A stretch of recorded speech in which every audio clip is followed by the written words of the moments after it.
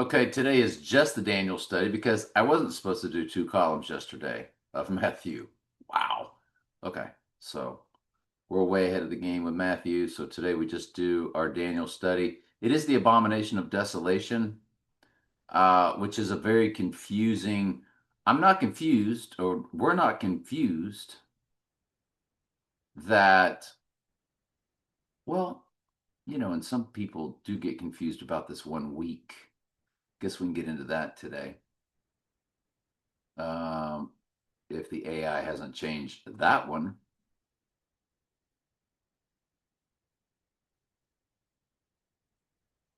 Daniel 9:27.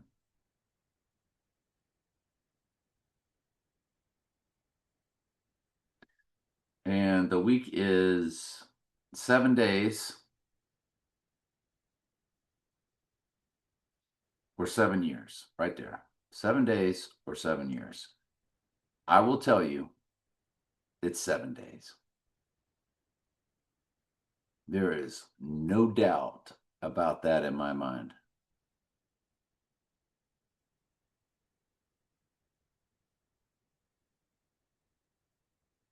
And come over here. It says a week, 7, a week. Then over here it says specifically of years.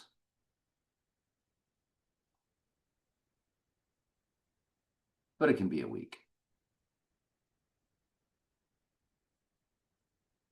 Properly passive participle, denotative. We can look at these two. I don't know if they're going to give us any help. They usually do not.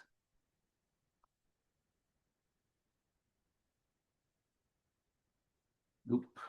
And just says 7. 7 times. So basically, that's mainly off the number 7.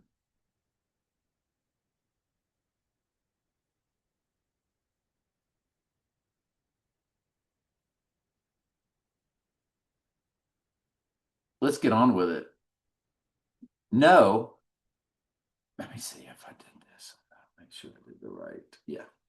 Know therefore and understand that from the going forth of the commandment to restore and to build Jerusalem, this is the church, this is the city, this is that mountain, this is God's holy land. Unto the Messiah, the Prince, capital Messiah, capital Prince, shall be 7 weeks. And that's talking about, as it's interpreted by most,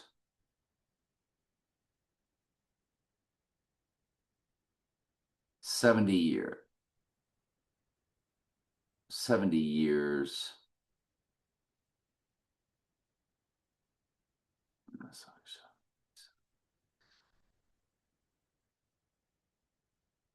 The 7 weeks of Daniel 9:25.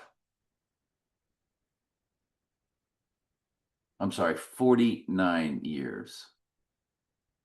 And there it is, 70 weeks. Yes. Okay. So in Daniel 9:25, the 7 weeks representing 49 years refer to the initial period of the famous 70 weeks prophecy.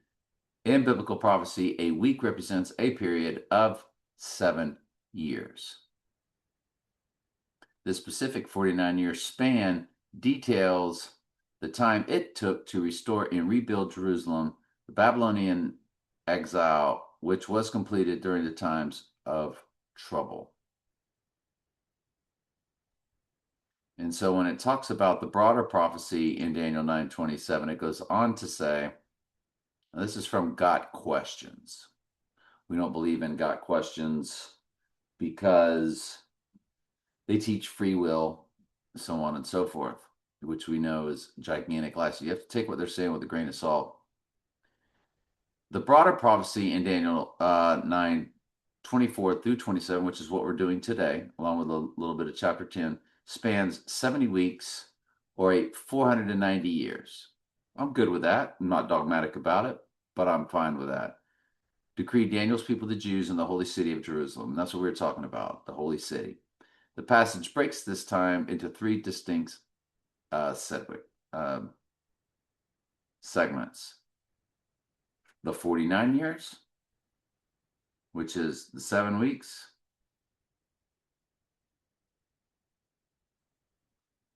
Then 62 weeks, or 434 years.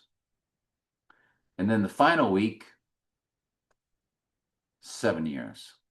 The last block of time that brings about the end of the wickedness and the establishment of the everlasting righteousness.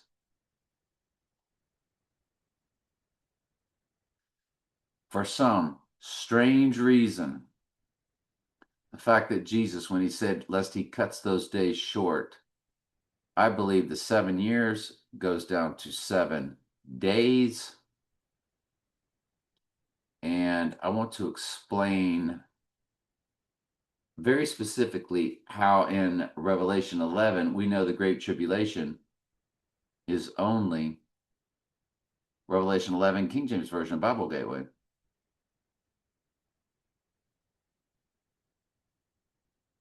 When it talks about the two witnesses, and we tell you that it's the church because the church is represented by olive trees in Romans 11. It's represented by candlesticks at the beginning of Revelation. And the Antichrist makes war with the church, and it also makes war with the two witnesses. The church is caught up to Jesus in the cloud. The two witnesses are caught up to Jesus in the cloud. At the end of the Great Tribulation, there's a great earthquake at the day of the Lord. And there's also a great earthquake at the end of the persecution, or at the day of the Lord after they're up with Jesus. You know, once the Great Tribulation is over, there's a great earthquake in both Revelation 6 and here in 11. So we know that the two witnesses are the church. And what are the two? We are all kings and priests, which is stated at the very beginning. And this is what you have to know.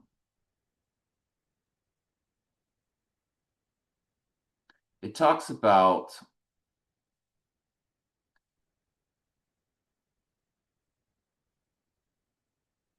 where is it over here?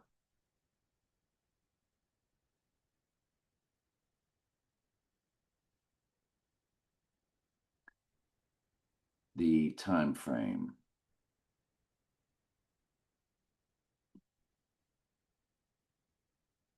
All right, let me pause. Apparently, nervously skimming it while I'm live, I can't find it. There it is. Don't have to pause. It's right here. I was looking for something, and it's written as 2,000 or 1,203 score days. He says, and I will give power unto my two witnesses, and they shall prophesy 1,203 score days. That's to 1,260 days. So think about that. He gives them power to prophecy for 1,260 days. And that's after the court which is without the temple leave out and measure it not, for it is given unto the Gentiles in the holy city underfoot 40 in 2 months. So you're talking about 42 months or 1,260 days. Now, Jesus said he cuts those days short. What days would he be talking about? The 42 months and the 1,260 days, which is 3.5 years or half of it. And then down here,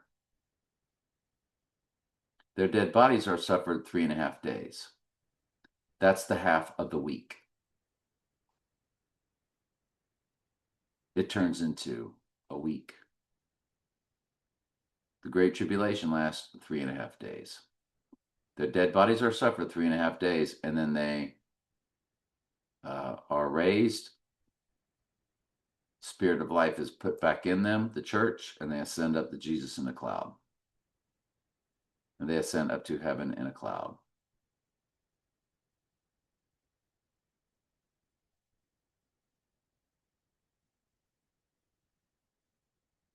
So, and Jesus said, lest I cut those days short. What days? What days are ever mentioned as a time frame that would need to be cut short? 1,260 days, 3.5 years. It's 3.5 years, 3.5 days, and there's your week. That's why there's two. That's why there's a double meaning for week. 7 days, 7 years. That last week turns into 7 days. So there shall be 7 weeks and 62 weeks, and the street shall be built again, and the wall in troublous times. What are the troublous times? When is it rebuilt?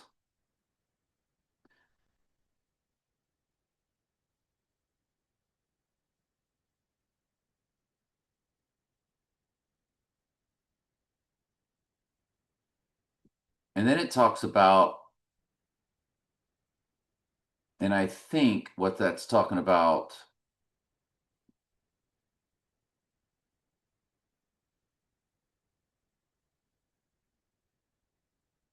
it's talking about what we just read earlier.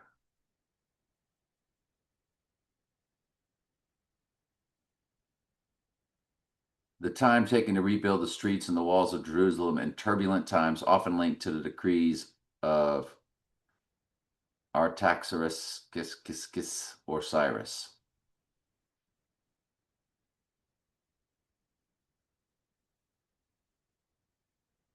The subsequent time period following the rebuilding of the city leading up to the arrival of the Anointed One, the Messiah.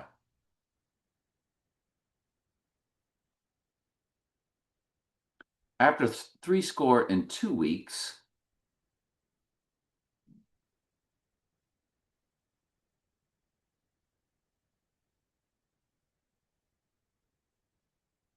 that's 62 weeks.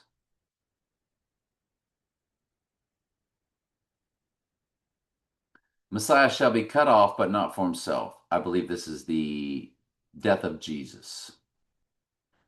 And the people of the prince, I believe that is the Antichrist, shall come. That's a small p, not a capital, like we have the capital over here. So it's the anti-Jesus.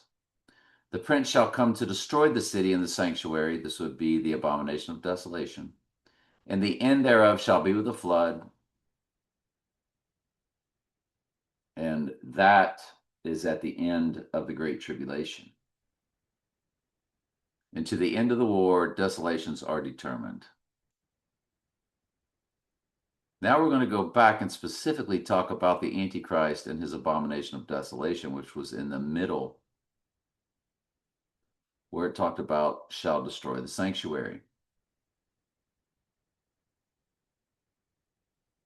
And he shall confirm a covenant with many for 1 week. I believe that's 7 days.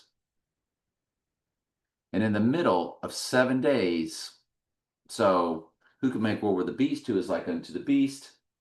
Peace and safety. All peace on the earth. World War III is over. The red horse is over. When they shall say peace and safety, then sudden destruction shall come.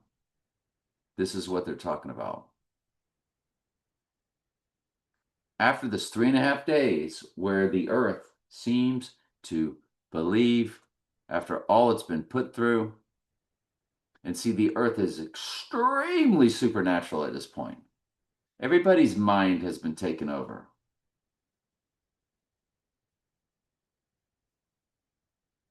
Don't forget the false prophets performing miracles, lying signs and wonders, a deception so great, Jesus said, if it were possible, even his sheep would be fooled. Then he's going to perform the abomination of desolation. It says, he shall cause the sacrifice and oblation to cease, and the overspreading of abominations, he shall make it desolate, even unto the consumption, and that determined shall be poured upon the desolate.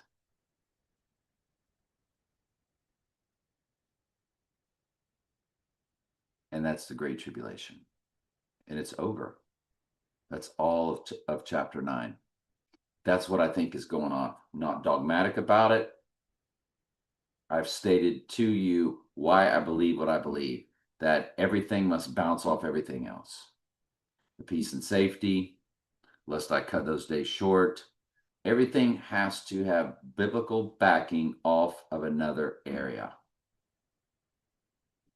In the 3rd year of Cyrus the king of Persia, a thing was revealed unto Daniel, whose name was called Belteshazzar, and the thing was true, but the time appointed was long, and he understood the thing and had understanding of the vision. In those days I, Daniel, mourning 3 full weeks, I ate no pleasant bread, neither came flesh nor wine in my mouth, neither did I anoint myself at all, till 3 whole weeks were fulfilled.